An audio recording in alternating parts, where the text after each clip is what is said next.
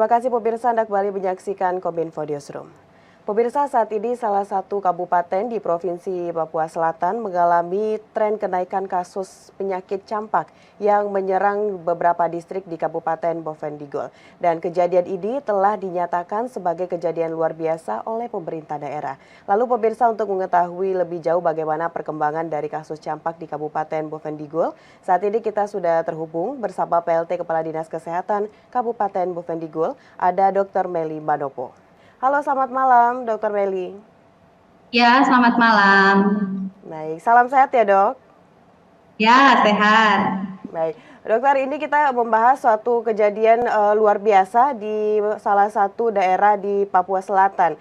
Dan sejauh ini, dokter, bagaimana perkembangan terkini dari kasus campak di Bovendigul tersebut, dokter?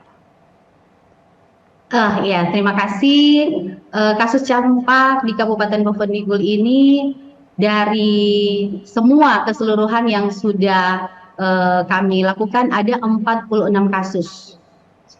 Suspek campak ada 46 kasus. Baik, Yang sudah dinyatakan positif itu ada 5 kasus. baik, lalu sebenarnya dari pemerintah sendiri sejak kapan menetapkan dari kasus campak di Bovendigul ini sebagai kejadian luar biasa nih, dokter? Iya, eh, penetapan kasus campak oleh pemerintah Kabupaten Bovendigul itu sejak tanggal 26 bulan Mei tahun 2023. Ya, selain itu apakah sebelum pemerintah menetapkan bahwa ini merupakan kejadian luar biasa, sudah ada kasus namun belum terdeteksi oleh pemerintah dari Bovendigul sendiri, atau seperti apa ini kronologisnya, dokter? Oh iya, kronologis awal itu memang pada bulan Januari, minggu keempat bulan Januari, terdapat satu kasus dengan suspek campak datang, itu ada di daerah klinik. Kemudian itu baru pulang dari cuti, sehingga ada gejala-gejala dengan panas, demam, mata merah, kemudian timbul ruam. Akhirnya datang ke klinik untuk melakukan pemeriksaan. Nah, dari situ 1 bulan kemudian dapat kasus lagi yang sangat mirip dengan gejala-gejala yang ada. Dari situ akhirnya dilaporkan ke kami Dinas Kesehatan, sehingga kami mengambil sampel, ada 5 sampel dan dikirim ke pusat pemeriksaan laboratorium di Surabaya. Dan pada tanggal 23 kami mendapatkan hasil bahwa dari 5 sampel yang kami kirim itu positif. Nah, bulan Februari itu peningkatan kasus setiap minggu kami dapati. Akhirnya pada tanggal 23 itu, tanggal 23 Mei itu kami dapatkan hasil positif dari laboratorium Surabaya. Tanggal 25 kami rapat dengan Kementerian Kesehatan Provinsi Papua Selatan dan WHO, UNICEF. Akhirnya tanggal 26 kami menetapkan itu sebagai KLB. Baik, itu adalah kronologi mengapa kasus campak di Kabupaten Bovendigul ini ditetapkan sebagai kejadian luar biasa. Lalu sejauh ini, dokter, apakah penyebaran dari kasus campak tersebut memiliki daerah-daerah tersendiri atau bahkan ini merata di seluruh daerah di Kabupaten Bovendigul, dok? Oh iya, kalau untuk penularan kasus KLB campak ini, ketika pertama kali terdeteksi ini hanya di satu distrik saja, di distrik Getentiri, distrik Jair, kemudian di wilayah kerja Puskesmas Getentiri. Nah, karena di distrik itu bertetangga dengan ada 2 distrik, ada distrik Ujung Kia dan distrik Subur. Oleh sebab itu, kami akhirnya melakukan pemeriksaan ke 3 distrik ini, sehingga supaya tidak terjadi penularan lebih lanjut ke distrik-distrik yang lain. Baik, sejauh ini yang dilakukan oleh pemerintah secara berkala untuk meminimalisir terjadinya penambahan dari positif kasus campak ini apa saja, dokter? Ya, kami sudah melakukan outbreak imunisasi di 3 distrik ini, di distrik Jair, distrik Ujung Kia, dan distrik Subur, karena cakupan total dari kasus yang orang yang harus kami imunisasi itu ada sekitar 4.347 jiwa yang harus kami lakukan imunisasi. Jadi tentu kami dari Dinas Kesehatan melakukan surveillance ketat supaya tidak ada lagi penularan-penularan yang lebih. Baik, dari 4.300 jiwa tadi yang dokter sampaikan akan dilakukan imunisasi, saat ini sudah berapa persen, Dok, target kita? Iya, yang sudah kami lakukan ada 59%, sekitar 2.566 jiwa yang sudah kami lakukan imunisasi sejak tanggal 5 sampai dengan tanggal 13 kemarin. Baik, untuk wilayahnya apakah dari Dinas Kesehatan sendiri memiliki beberapa daerah prioritas dulu untuk kita dahulukan melakukan imunisasi atau dilakukan secara merata saja semuanya, dokter? Iya, kami hanya fokus di 3 distrik tadi, yaitu distrik Jair, distrik Ujung Kias, dan distrik Subur. 3 distrik itu saja dulu yang kami fokuskan untuk lakukan ORI ini.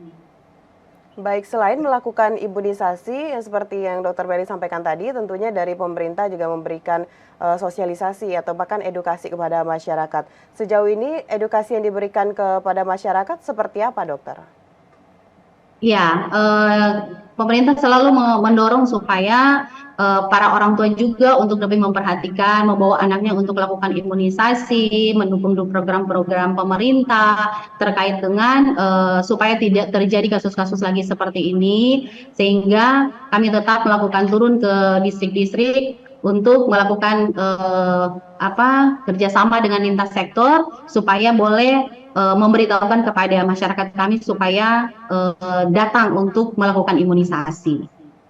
Baik, dari imunisasi sudah dilakukan. Selanjutnya sosialisasi dan juga edukasi mengenai penyakit campak ini kepada masyarakat juga telah dilakukan oleh Dinas Kesehatan.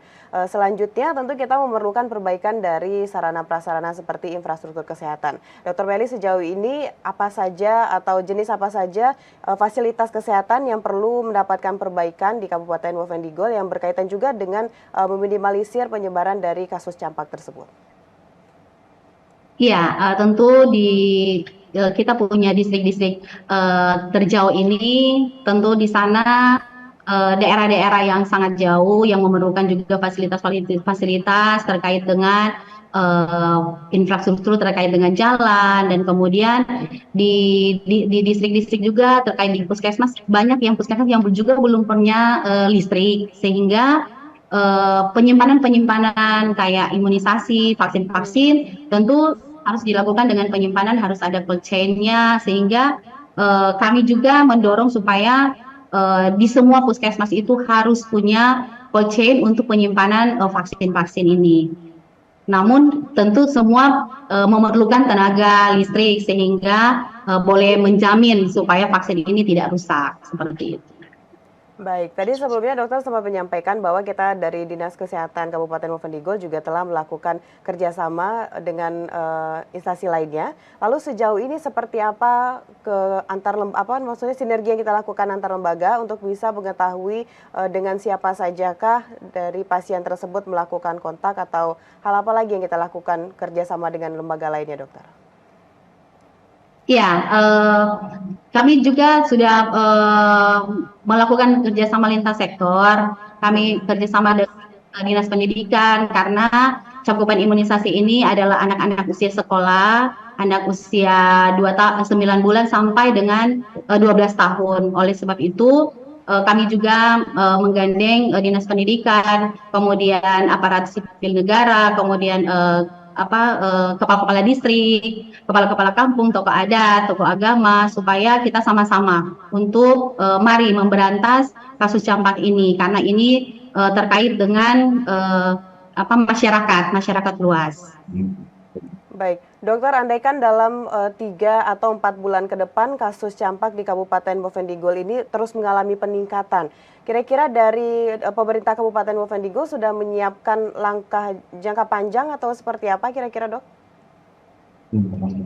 Iya, kami sementara ini berusaha untuk meningkatkan status imunisasi ini, capaian cakupannya, targetnya 95%, kami berharap kami bisa mencapai target 95%, dan terkait dengan logistik semuanya tersedia, sehingga menurut kami tidak ada hal-hal yang terlalu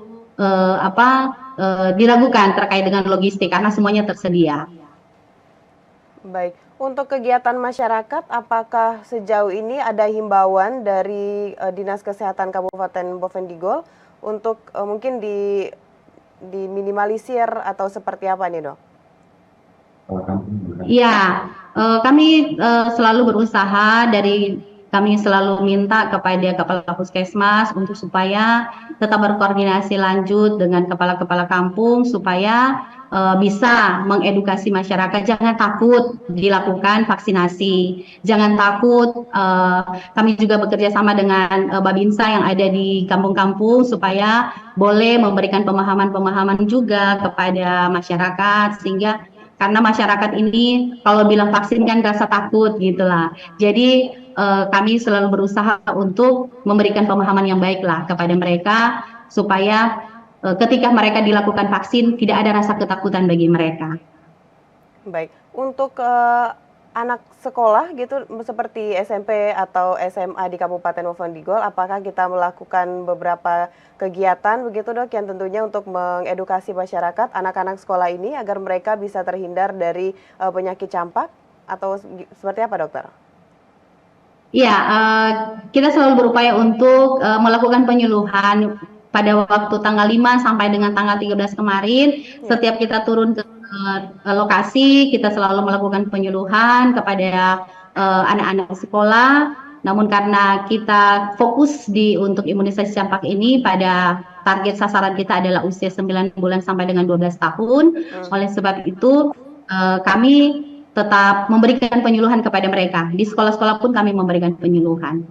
Baik, terakhir Dr. Meli, ini untuk pemirsa yang juga menonton khususnya di Kabupaten Boven Digol, seperti apa imbauan dari Dr. Meli sendiri selaku PLT Kepala Dinas Kesehatan Kabupaten Boven Digol agar masyarakat bisa antisipasi dan juga membantu pemerintah dalam mengurangi kasus campak di Kabupaten Boven Digol ini. Silakan, Dokter. Iya, himbauan kami adalah ketika ada anak-anak usia yang 9 bulan sampai dengan 12 tahun tanpa melihat status imunisasi untuk supaya ketika ada keluhan, batuk, beringus, ataupun demam, kemudian ada mata merah, ada keluhan timbul bercak-bercak, untuk supaya segera datang memeriksakan diri di pelayanan-pelayanan kesehatan terdekat. Kemudian ada juga program-program posyandu untuk supaya semuanya datang ke posyandu untuk dapat membawa anak-anaknya dilakukan imunisasi.